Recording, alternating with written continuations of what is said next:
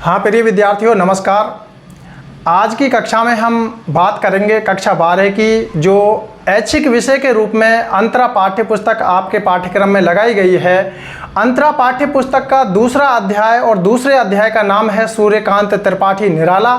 और इस अध्याय में निराला जी की दो रचनाएं दी गई हैं। पहली जो कविता है उसका नाम है गीत गाने दो मुझे, और दूसरी कविता का नाम है सरोज स्मृति, जो कि हिंदी का शोक गीत कहलाता है। इन दोनों कविताओं को पढ़ने से पूर्व आज हम बात करेंगे सूर्यकांत त्रिपाठी निराला जी के जीवन परिचय को लेकर। जीवन परिचय कहें, कवि परिचय कहें, या फिर व्यक्तित्व और कृतित्व कहें, तीनों बिंदुओं पर हम चर्चा करेंगे। आज का अपना प्रकरण रहेगा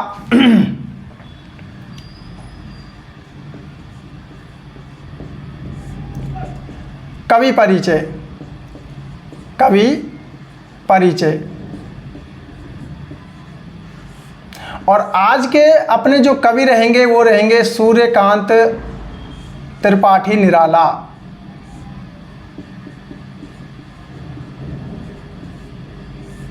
निराला, जी हाँ, निराला नाम इनको आप अभी हम पढ़ेंगे कि कैसे दिया गया। सूर्यकांत त्रिपाठी निराला जी के व्यक्तित्व और कृतित्व, इनके जीवन परिचय को समझना एक तरह से ऐसा समझो कि जैसे एक चुनौतीपूर्ण व्यक्तित्व इनका रहा है। जीवन के आरंभ से ही इनका जन्म जो हुआ वो 1898 ईस्वी में पश्चिम बंगाल के मेदिनीपुर जिले के महिषादल गांव में इनका जन्म हुआ। लेकिन इनका जो पैतृक गांव था वो उत्तर प्रदेश के उन्नाव जिले का गढ़ाकोला रहा है। सूर्यकांत त्रिपाठी निराला जी का जो जीवन काल रहा वो 1961 तक चलता है। 1961 में इनका देहावसान हो जाता है इलाहाबाद में।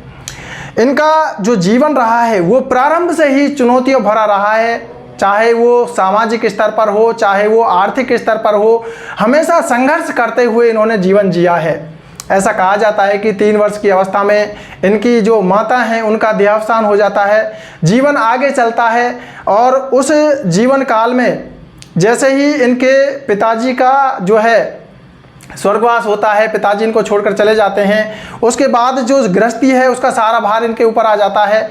और आर्थिक चुनौतियों का सामना करने के लिए जो बंगाल रियासत होती है उसकी पुलिस में ये भर्ती होते हैं।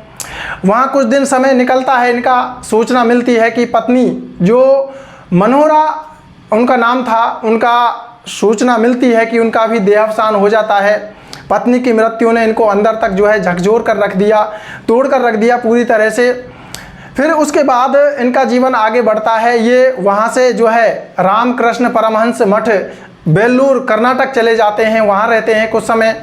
सूचना मिलती है कि चाचा जी, इनके चचेरे भाई एक एक करके इनका जो है छोड़कर इस संसार से जा चुके हैं। और उस समय इन पर वज्रपात होता है। उस समय इनके दुख की सीमा जो है नहीं रहती है जब इनको सूचना ये मिलती है कि इनकी पुत्री सरोज के जो है 1933 में उसका भी देहावसान हो जाता है। ये पूरी तरह से हिल जाते हैं। इनका जीवन उस समय चरमरा जाता है, बड़ा दुख होता है। और उस दुख को ये 2 वर्ष बाद प्रकट करते हैं सरोज स्मृति रचना में, जो हिंदी का शोक गीत है, जो इनके पुत्री के जीवन पर आधारित है। जन्म से लेकर उन मृत्यु तक उसमें जिस तरह से पालन पोषण हुआ, बड़ी हुई, विवाह हुआ, किस तरह से विवाह हुआ, उस सारी बात का प्रसंग सरोज स्मृति में किया गया है। तो वो एक कवि के, एक पिता के दुखी हृदय के उद्गार हैं वहाँ पर सरोज स्मृति में। इस तरह इनका जीवन काफ़ी चुनौतियाँपूर्ण रहा है, संघर्ष भरा रहा है।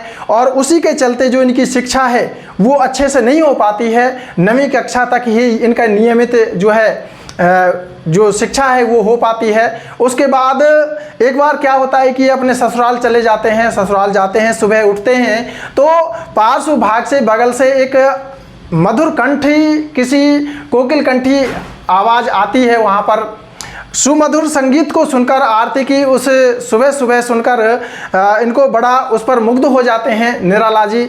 पत्नी आती है बाद में और उससे पूछते हैं कि अभी ये जो बगल में आवाज़ आ रही थी ये किसकी आ रही थी, मुझे उनसे मिलना है।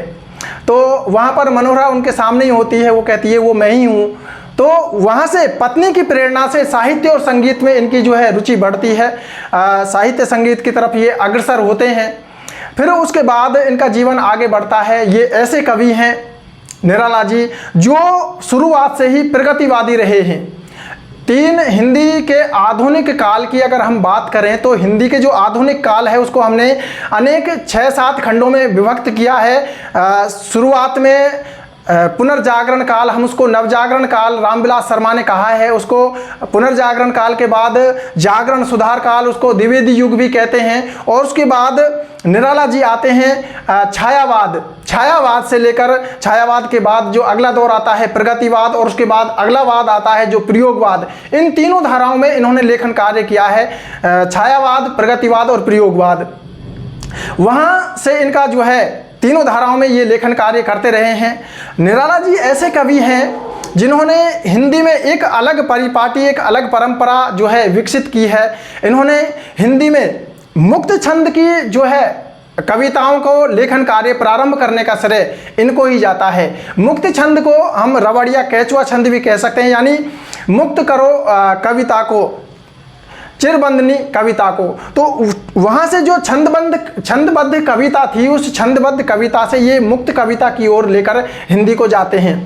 आगे इनका जो जीवन रहा है, इनके अगर हम बात करें तो निराला जी ने अपने जीवन में जो इनकी काव्य भाषा रही है, काव्य रहा है जो इनका, वो काव्य बहुत व्यापक और विस्तृत रहा है। उस काव्य में जहाँ इन्होंने भारतीय इतिहास, दर्शन और परंपरा को प्रकट किया है, वहीं तत्कालीन जो समकालीन विभिन्न मुद्दे थे, विभिन्न पक्ष थे, उन पक्षों पर भी इन्होंने, समकालीन पक्षों पर जो है खुलकर अपने विचार रखे हैं। इसके अलावा इन्होंने प्रबंध काव्य, मुक्तक काव्य और गीति काव्य और गज़ल सभी विधाओं में रचना कर्म किया है। इनकी अगर हम भाषा की बात करें तो इनकी भाषा बड़ी ही विविधतापूर्ण रही है। जहां इन्होंने तुलसीदास और राम की शक्ति पूजा दो रचनाओं में तत्सम और संस्कृत निष्ठ शब्दावली का प्रयोग किया है, वहीं जो इनकी भिक्षुक कविता है वो बिल्कुल आम बोलचाल की, आम भाषा की कविता है, जिसको आसानी से हम पढ़ सकते हैं, समझ सकते हैं।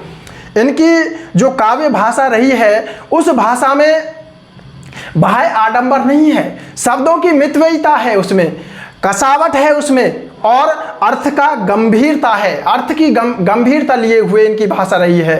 इनकी अनेक रचनाएं हैं, इन्होंने अनेक पत्र पत्रिकाओं में जो है कार्य किया है, तो वो हम सारी तथ्यात्मक चीज़ें अब लिखने जा रहे हैं। इनका जीवन इतना चुनौतीपूर्ण रहा है कि उस जीवन को देखकर, उसके बारे में पढ़कर एक गीत अनायास ही जुबान पर आ जाता है, जो हमारे गुरु श्री संपत सिंह देवल जी अक्सर गाया करते हैं। जब उन्होंने हमें पढ़ाया था तो उनके मुखार बिंद से ही हमने ये गीत सुना था, कि वो गीत है, साथी मनवा दुख की चिंता क्यों सताती है, दुख तो अपना साथी है, साथी है, साथी है। राही मनवा दुख की चिंता क्यों सताती है, दुख तो अपना साथी है, साथी है, साथी है। सुख है एक ढलती छाँव, आती है जाती है, दुख तो अपना साथी है, साथी है, साथी है। राही मनवा दुख की चिंता क्यों सताती है, दुख तो अपना साथी है, साथी है, साथी है। तो निराला जी के जीवन में जो दुख हैं वो साथी बनकर हमेशा उनके संग रहे हैं। आप भी जीवन के दुखों से कभी विचलित ना हो, उन दुखों का सामना करें। कठिनाई जीवन में आती हैं, अगर जीवन में कठिनाई नहीं आए, चुनौतियां नहीं आए, तो वो जीवन जीवन नहीं है। जीवन असली वही जीवन है जिसमें जो है चुनौतियां हैं, कठिनाइयां हैं। उन कठिनाइयों का, चुनौतियों का धैर्यपूर्वक, साहस के साथ अगर हम सामना करेंगे तो एक दिन निश्चित रूप से हमारा जीवन एक उच्च स्थिति पर पहुंचेगा। आप जीवन में उन चुनौतियों को छोड़कर भागे नहीं, उनका सामना करें। आइए चलते हैं अपने प्रकरण की ओर। सूर्यकांत त्रिपाठी निराला आज के जो हमारे कवि हैं, इनका निराला जी का जो जन्म होता है जन्म इनका होता है 1898 ईस्वी, और ये होता है पश्चिम बंगाल के एक जिला है मेदिनीपुर।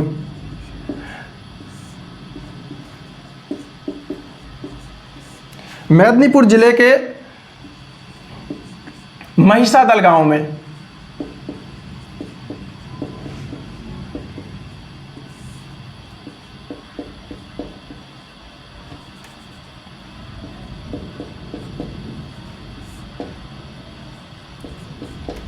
इनका जन्म होता है। वैसे इनका जो पैतृक गांव है, देखिए यहाँ इनका जन्म होता है, लेकिन जो इनके पूर्वज पैतृक रहते थे, पैतृक स्थान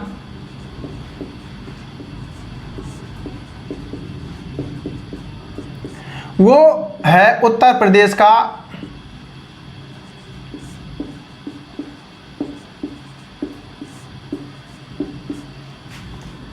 गढ़ाकोला।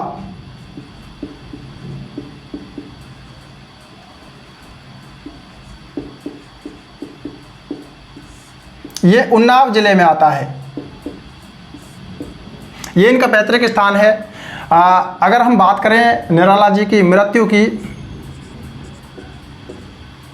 देखिए जन्म स्थान के बारे में मैं आपको बताना चाहता हूं कि एक हिंदी के आलोचक विद्वान हुए हैं रामविलास शर्मा। रामविलास शर्मा जी ने इनके जीवन पर आधारित एक पुस्तक लिखी है, एक ग्रंथ लिखा है जिसका नाम है निराला की साहित्य साधना। वो 3 खंडों में है। तो निराला की जो साहित्य साधना रामविलास शर्मा ने लिखी है उसमें इनका जो जन्म है वो 1896 दे रखा है, लेकिन हमारी NCERT की जो बुक है उसमें 1898 दे रखा है। तो हमको 1898 ही याद रखना है। मृत्यु इनकी होती है 1961 ईस्वी में, और ये होती है इलाहाबाद में।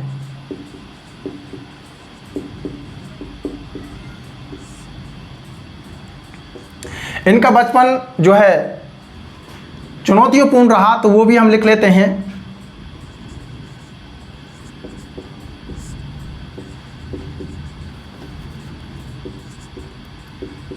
इनका जीवन बचपन से ही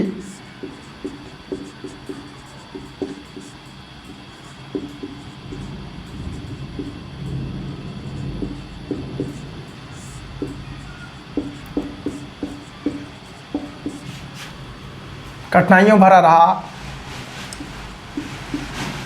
3 वर्ष की अवस्था में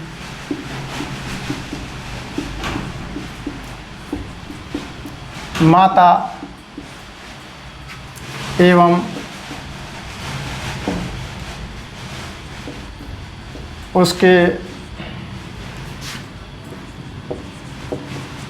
पश्चात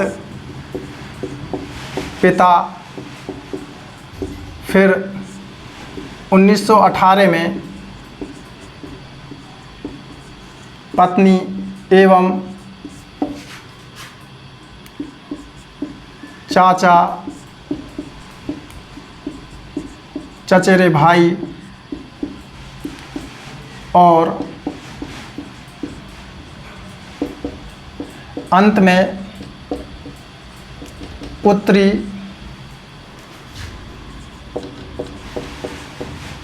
सरोज की मृत्यु ने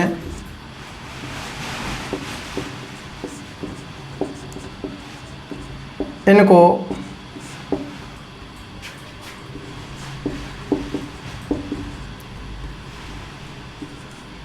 अंदर तक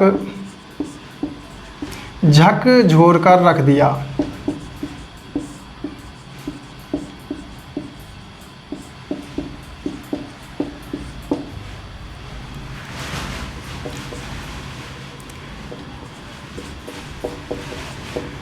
निराला जी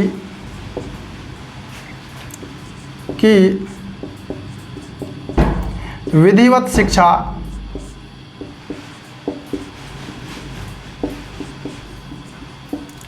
नवीं कक्षा तक ही हो पाई।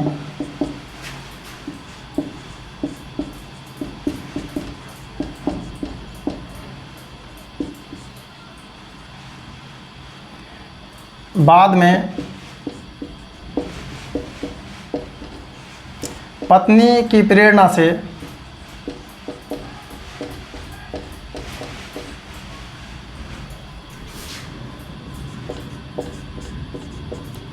साहित्य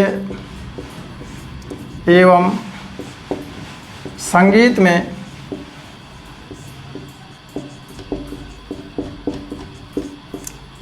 रुचि पैदा हुई।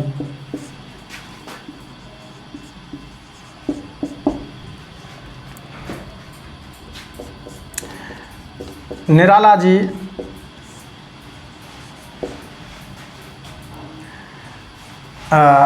हम इसको लिख सकते हैं, आपकी देखिए निराला जी वैसे छायावाद, प्रगतिवाद और प्रयोगवाद तीनों में इन्होंने रचना कर्म किया है, लेकिन जो एनसीईआरटी की बुक है उसमें जो दे रखा है वो हमारे लिए महत्वपूर्ण है, तो हमें वही पढ़ना है। छायावाद और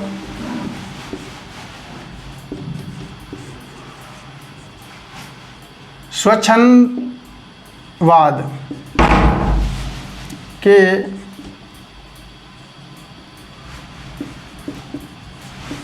प्रमुख स्तंभ माने जाते हैं।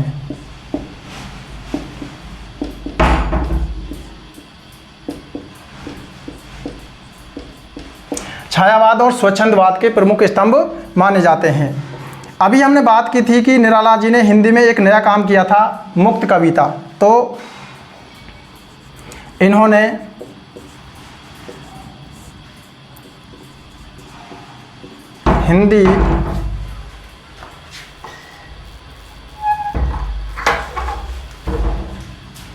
हिंदी में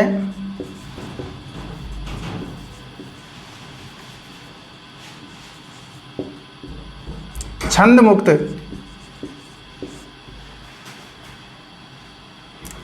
कविता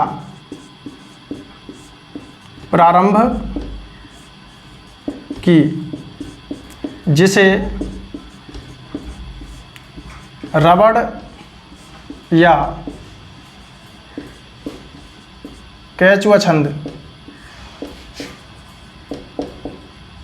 कहा जाता है।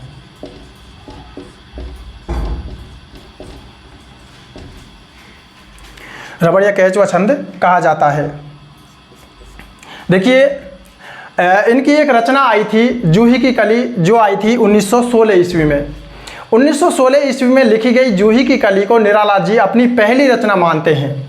1916 में उस समय एक पत्रिका चलती थी सरस्वती, और 1903 से 1920 ईस्वी तक सरस्वती पत्रिका के जो संपादन कार्य कर रहे थे वो थे महावीर प्रसाद द्विवेदी। द्विवेदी जी के पास जूही की कली कविता छपने के लिए गई सरस्वती पत्रिका में, लेकिन महावीर प्रसाद द्विवेदी जी ने जूही की कली कविता को यह कहकर छापने से मना कर दिया कि ये कविता अश्लील है। उसके बाद एक आपने कक्षा 10 की कृतिका जो पुस्तक है उसके प्रथम अध्याय जिसका नाम है माता का आंचल, याद करो माता का आंचल, भभूति की पिंड यहाँ पर वो बना लेते थे और भंभोला लगते थे, उनका नाम भोला पड़ गया था।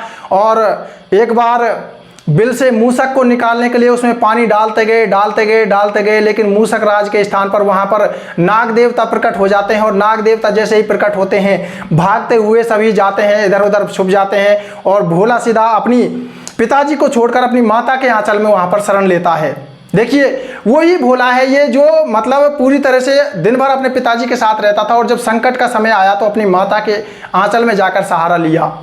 तो वहाँ पर माता का आंचल जो आपके पाठ है, उस पाठ के लेखक हैं शिवपूजन सहाय। शिवपूजन सहाय की एक पत्रिका आती थी आदर्श।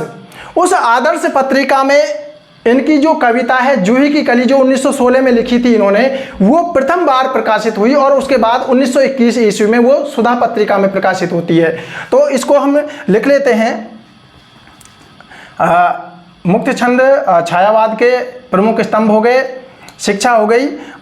उसके बाद में हम इनका लिखते हैं रचना, जो पहली रचना है 1916 ईस्वी में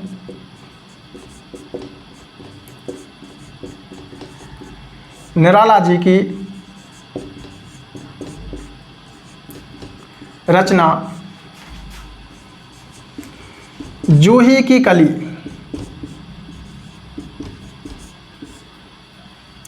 देखिए जूही की कली जो ये रचना है, इसकी पंक्तियां हैं। विजन वल्लरी परसोती थी, सुहाग स्वप्न भरी, अमल कोमल तन तरणी जूही की कली। विजन वल्लरी परसोती थी, सुहाग स्वप्न भरी, अमल कोमल तन तरुणी जूही की कली। ये उसकी पंक्तियां हैं जूही की कली कविता की। तो ये आई थी 1916 ईस्वी में। तो 1916 ईस्वी में निराला जी की रचना जूही की कली के आधार पर इन्हें प्रसिद्धि मिली।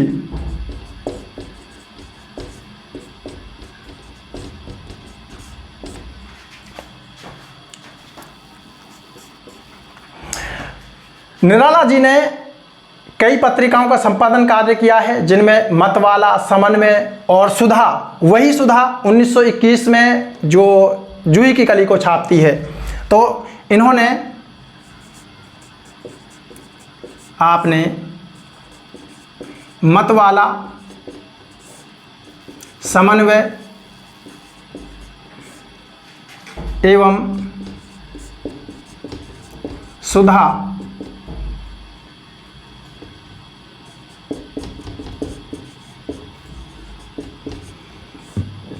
पत्रिकाओं का संपादन कार्य किया।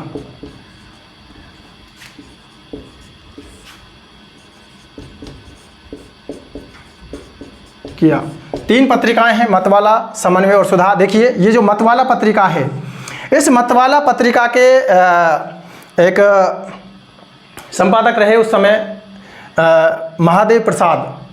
तो महादेव प्रसाद ने ही इनको जो है निराला नाम दिया, या हम यूं कह सकते हैं कि मतवाला पत्रिका ने ही इनको नाम दिया निराला। तो सूर्यकांत त्रिपाठी निराला को निराला नाम देने में कौन सी पत्रिका की भूमिका रही है, तो ये प्रश्न का उत्तर आएगा मतवाला पत्रिका। इन्होंने इन पत्रिकाओं का प्रकाशन किया है अपने जीवन में। अगर हम इनकी बात करें, इनका काव्य, तो इनका जो काव्य रहा है, आपकी पाठ्य पुस्तक में उसके दे रखा है कि इनका जो काव्य रहा है, जहाँ तुलसीदास और राम की शक्ति पूजा जो रचनाएं हैं इनकी, उनमें जहाँ इनकी भाषा संस्कृत निष्ठ तत्सम शब्दावली युक्त है, वहीं जो एक भिक्षुक कविता है उसमें इन्होंने सीधे बोलचाल के शब्दों का प्रयोग किया है। तो इनका काव्य इनका बड़ा विस्तृत रहा है। इनका काव्य क्षेत्र बड़ा व्यापक रहा है।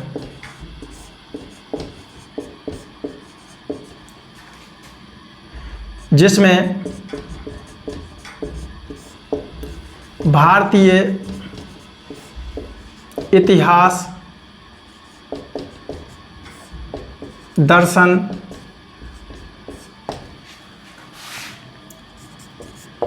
परंपरा के चित्रण के साथ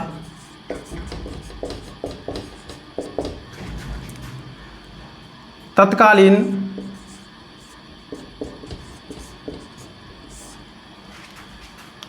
विभिन्न पक्षों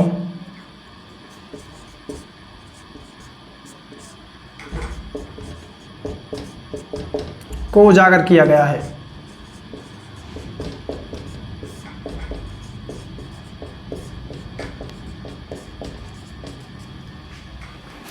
इसके अलावा इसमें इन्होंने प्रबंध, प्रगीत एवं गजल भी लिखी हैं।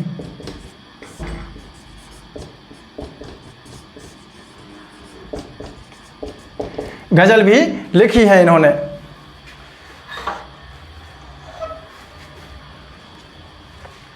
तो ये इस तरह से इनका जो है काव्य क्षेत्र रहा है।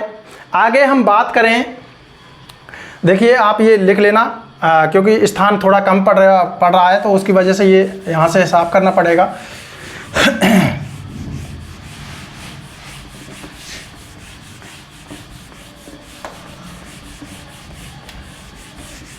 थोड़ा लंबा जरूर होगा लेकिन महत्वपूर्ण कवि हैं हमारे पाठ्यक्रम में। आप हिंदी साहित्य के विद्यार्थी हो और हिंदी साहित्य ऐच्छिक विषय के रूप में आपने लिया है, तो जहाँ ऐच्छिक विषय के रूप में आपने चुनकर उसको लिया है तो वहाँ आपको मेहनत तो करनी पड़ेगी। उसमें घबराइएगा मत, चीज़ों को टुकड़े टुकड़े करके याद कीजिएगा। जैसे कि जन्म और मृत्यु हो गया, उसके बाद इनका जो है बचपन हो गया, उसके बाद बचपन के बाद इनका जो है शिक्षा के बाद में आता है इनका जो काव्य क्षेत्र रहा है, कौन से क्षेत्र में इन्होंने काव्य जैसे लिखा है। उसके बाद इनकी जो है काव्य क्षेत्र आ गया, उसके बाद भाषा आ गई और फिर पत्रिकाएं, उसके बाद फिर इनकी रचनाएं।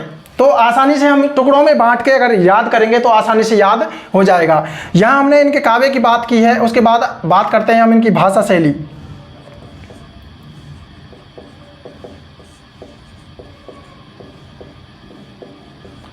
भाषा शैली इनकी जो है, इनकी भाषा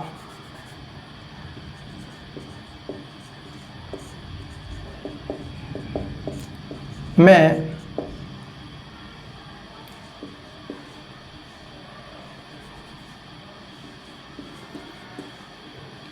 तत्सम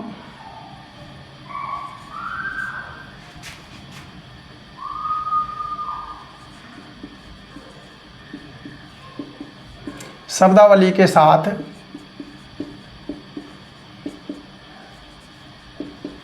आम बोलचाल की भाषा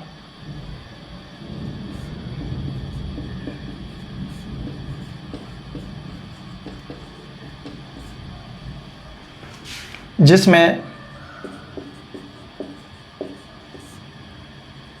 कसावट, शब्दों की मितव्यता,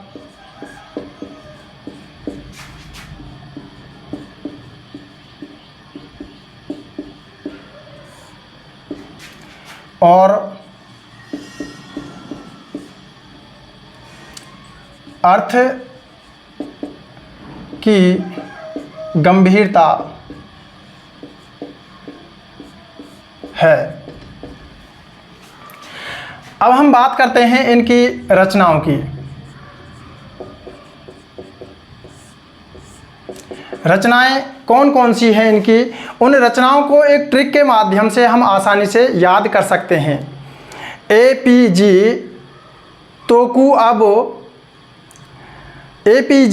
तोकुअब नए अर्चना आराधना के गीत अपरा संध्या को सुनाएगी। कैसे? APG तोकुअब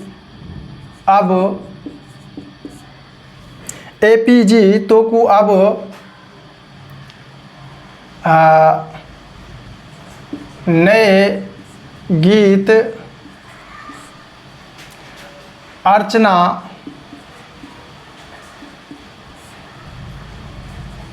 आराधना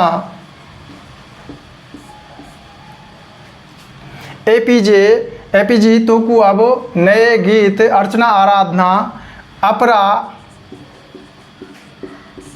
संध्या को सुनाएगी।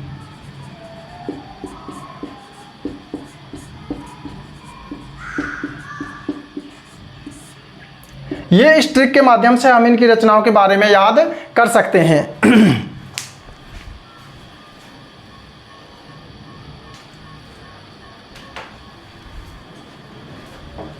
देखिए ए से याद है अनामिका।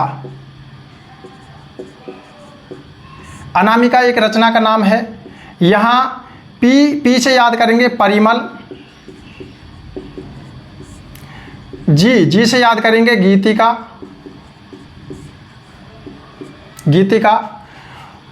यहाँ तो से याद करेंगे तुलसीदास। कु से याद करेंगे कुकुरमुत्ता।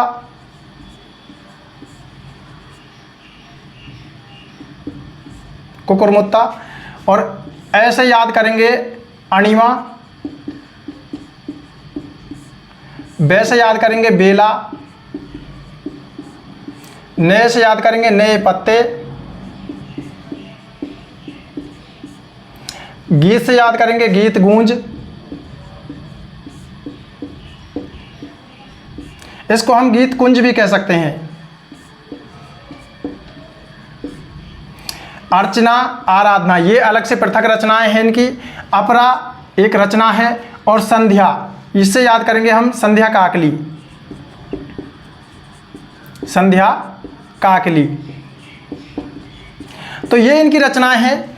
एपीजी तोकू अब नए गीत अर्चना, आराधना, अपरा, संध्या को सुनाएगी। एपीजी कोई व्यक्ति है, उससे हम कह रहे हैं कि एपीजी तोकू अब नए गीत अर्चना, आराधना, अपरा, संध्या को सुनाएगी। यानी ए से अनामिका, पी से परिमल, जी से गीतिका, तो से तुलसीदास, कु से कुकुरमुत्ता, ए से अणिमा, बै से बेला, नए पत्ते, गीत से गीत गूंज या गीत कुंज, अर्चना, आराधना, अपरा और संध्या काकली।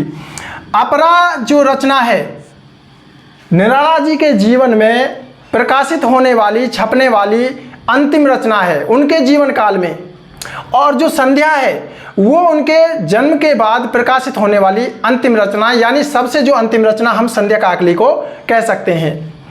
निराला जी ने उपन्यास भी लिखे हैं, ये तो इनकी काव्य रचनाएं हो गई। इनका एक उपन्यास है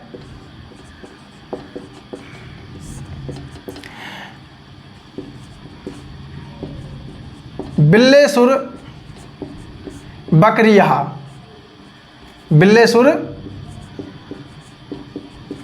बकरिया, ये इनका एक प्रसिद्ध उपन्यास है। इसके अलावा इन्होंने जो निराला जी का संपूर्ण काव्य है वो निराला रचनावली के नाम से 8 खंडों में प्रकाशित किया गया है। हम लिख सकते हैं संपूर्ण काव्य निराला रचनावली के नाम से 8 खंडों में प्रकाशित है।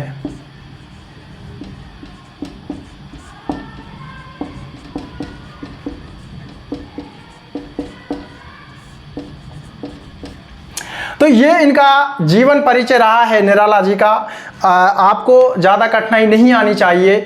जन्म, मृत्यु, उसके बाद इनका संघर्षपूर्ण जीवन के बाद कुछ तथ्यात्मक बातें आती हैं। उसके बाद इनकी जो है काव्य क्षेत्र आता है, काव्य क्षेत्र के बाद इनका जो है भाषा क्षेत्र आता है, भाषा क्षेत्र के बाद इनकी जो है रचनाएं आती हैं। तो रचनाओं को एपीजी अब तोकू अब नए गीत अर्चना, आराधना, अपरा, संध्या को सुनाएगी। ए से यहाँ पर हम एपीजी यानी अनामिका, पी से परिमल, जी से गीतिका, तोकू, तू से यहाँ पर तुलसीदास, कुकुरमुत्ता, अनिमा, बेला, नए पत्ते, गीत गूंज, अर्चना, आराधना, अपरा और संध्या काकली। ये इनकी रचनाएं हैं। उपन्यास बिल्लूसुर बकरिया और संपूर्ण काव्य निराला रचनावली के नाम से 8 खंडों में इनका प्रकाशित हो चुका है। तो ये बड़ा संघर्षपूर्ण व्यक्तित्व इनका रहा है। ऐसे व्यक्ति से हमें जो है प्रेरणा मिलती है। अगर आप लिखना चाहें तो एक बीच में पंक्ति छूट गई है, आप उसको मेंशन कर लेना बीच में। उपनाम,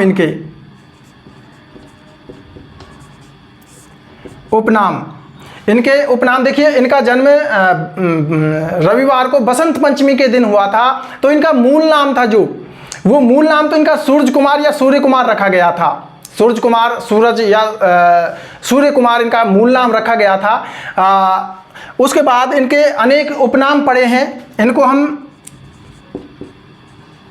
छायावाद का महेश या रुद्र कह सकते हैं। महेश या रुद्र। छायावाद का गोरखनाथ भी कह सकते हैं। छायावाद का गोरखनाथ।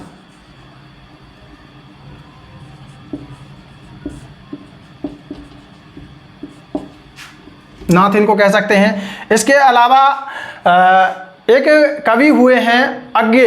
अज्ञे जी ने इनको कहा है बसंत का अग्रदूत। बसंत का अग्रदूत। किसने कहा है? अज्ञे जी ने कहा है। रामविलास शर्मा जिनकी हम बात कर रहे थे अभी, रामविलास शर्मा आदर्श पत्रिका, उन्होंने इनको औदात्य और ओज का कवि कहा है। तो आप यही याद रख लेना। इसके अलावा इनको अपराजय भी कहा जाता है, नरलाल जी को अपराजय भी कहा जाता है। तो ये आज की अपनी कक्षा है। अगली कक्षा में हम जो है देखिए आपके जो पाठ्यक्रम में लगा रखी है गीत गाने दो मुझे कविता, वो आपके पाठ्यक्रम में इस बार शामिल नहीं रहेगी, शायद कंफर्म नहीं है अभी, लेकिन उसका वीडियो मैं अपलोड कर दूंगा आप लोगों के लिए। उसके बाद हम पढ़ेंगे सरोज स्मृति। इन दोनों कविताओं को लेकर अगली कक्षा में हम पुनः उपस्थित होंगे। तब तक के लिए अपना ख्याल रखिए, पढ़ाई में व्यस्त रहिए, सोशल मीडिया से दूर रहना। अगर आपको जीवन में सफल इंसान बनना है तो सोशल मीडिया से दूरी बना लो। आपकी जो सच्चा मित्र है वो आपकी पुस्तकें हैं, उन पुस्तकों को अपने हृदय से लगा लो, उनके प्रति अपने आप को समर्पित कर दोगे तभी जीवन में सफल बन पाओगे। अन्यथा सोशल मीडिया पर हम जो है समय का अपव्यय करते हैं और कुछ हमें ग्रहण नहीं होता वहां से, वहां केवल हमारा नुकसान है, समय का अपव्यय है। कितना वो सोशल मीडिया, ये कक्षा थोड़ी लंबी हो जाएगी इसलिए इस पर हम इस बारे में ज़्यादा चर्चा ना करते हुए अगली कक्षा में लेकर आप लोगों के लिए मुझे गीत गाने दो मुझे और सरोज स्मृति उपस्थित होऊंगा। इसके अलावा एक वीडियो अलग से आप लोगों के लिए इस बारे में बना दूंगा मैं। तो तब तक के लिए अगर आपको ये वीडियोज अच्छे लग रहे हैं तो चैनल को सब्सक्राइब जरूर करें, अपने साथियों तक पहुंचाएं। मेरा उद्देश्य ये है कि मैं जिन क्षेत्रों में रहा हूँ वो बैकवर्ड इलाके रहे हैं, चाहे वो डांग हो चाहे वो मेवात हो, वहाँ शिक्षकों के अभाव में जो प्रतिभाएं हैं, ग्रामीण प्रतिभा, उनका काफ़ी नुकसान होता है। उन ग्रामीण प्रतिभाओं का नुकसान ना हो, इस उद्देश्य से मैंने इस चैनल का जो है प्रारंभ किया है। तो आप लोगों को मेरा ये कहना है कि जो आपके मित्र हैं, बैकवर्ड एरिया जो हैं, उनमें आपके जो मित्रगण हैं, उन तक ये वीडियो जरूर पहुंचाएं ताकि उनको इसका लाभ मिल सके। तब तक के लिए अगली कक्षा में पुनः उपस्थित होंगे। तब तक के लिए जय हिंद।